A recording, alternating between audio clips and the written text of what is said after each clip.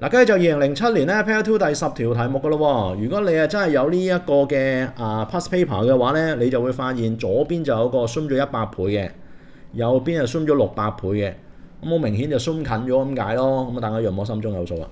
咁佢就話俾你聽咧，有一個學生咧利用顯微鏡去對焦一啲叫做血液嘅圖片啊。咁佢就先就睇到我哋嘅第一張嘅 photograph， 然之後如果假設佢想睇到2號嗰個，咁即係其實要 zoom 大啲咁解啦。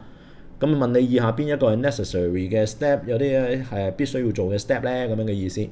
咁逐個嚟噶咯喎。嗱，第一個啦，佢就話 turn 個 loaf piece， 咁中文同學就係話咧，轉動嗰個叫做物鏡嘅轉換器，咁呢個係必須嘅。我之前我錄史都講過啦。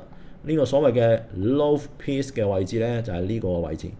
咁呢一嚿嘢調落去咧，就係你 zoom 嘅倍數嘅不一樣。咁如果你要 zoom 近啲，你咪轉佢咯，一轉咪 zoom 埋咯。OK。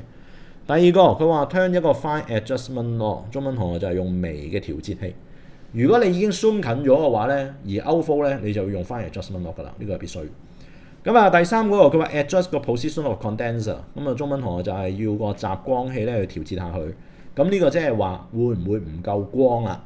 由於你 zoom 嘅倍數已經去到600倍啦，咁所以你係有機會唔夠光嘅。你預咗你平時睇嘅嘢，屋企有開燈咁咪夠光嘅。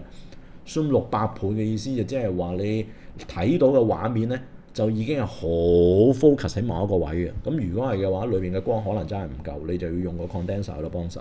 咁所以1、2、3全部都要做齊，咁答案就係 D 多啦。